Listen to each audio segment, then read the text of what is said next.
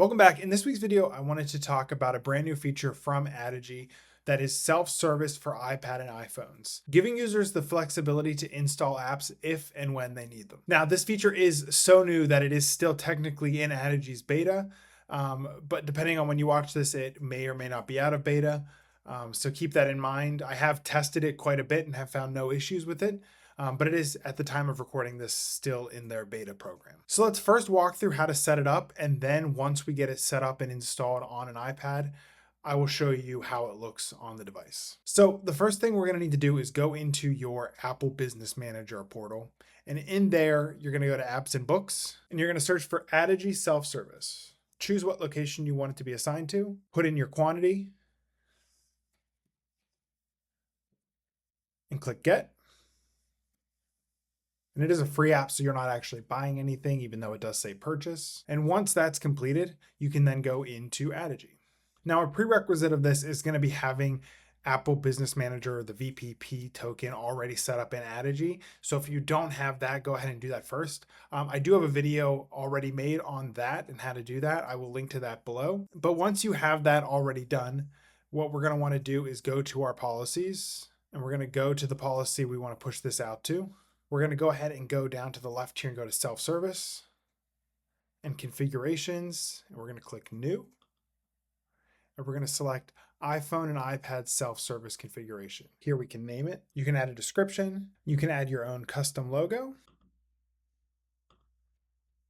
And then here you can either use the standard information or you can override this and add your company name, address, email address, and phone number if you need to. This is especially helpful if you're an MSP and you're just wanting to set it up a little bit different for each customer. For this example, we're just going to leave all of that as standard, and we're going to click Save and Assign.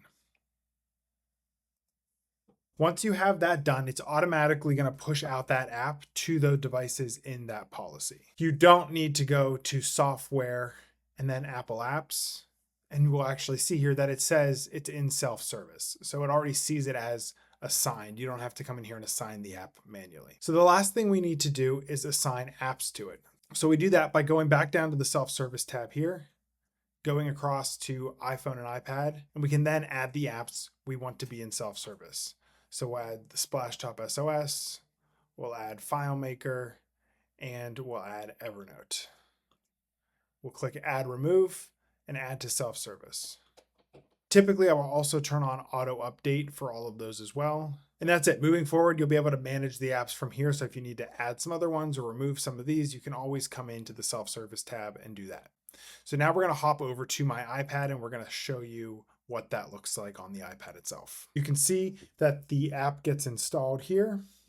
And now there is the self-service Addigy app. So we're just going to open that up.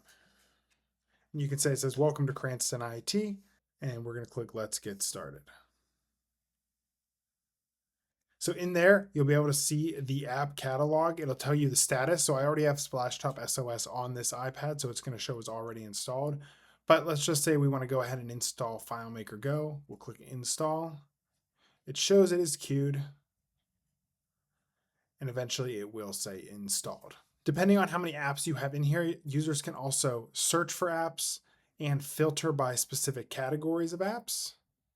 And if they hit the back button, they'll be able to see this info tab, which is where they'll be able to see your contact information, depending on what you put in there. This is also a handy spot to be able to walk users through to see the model and the version of their iPad without having to dive into the settings app. So the last thing I want to show you is I actually ended up after the fact installing Evernote on this iPad as well, just to show this. But if you go over to the device itself, the Go Live page, and you go to software, in here, you'll be able to see what apps are installed, just as if you had pushed it out individually to that device. And from there, you can click on this trash can icon and remove the device as well. This works the same as if you had pushed it out directly via Addigy as opposed to the self-service portal. Thanks so much for watching. I hope that gets you started in using this new feature of Addigy. Feel free to leave a comment of any questions you had about this topic or any other Addigy topic or MDM topic that I could make a video on in the future. If you have any specific questions you're looking for some help getting answers to, we'd love to help answer those. I can be reached at Marshall_CIT on the Mac Admin Slack channel, Marshall@CranstonInc.com via email, or at CranstonIT.com. Thanks so much for watching.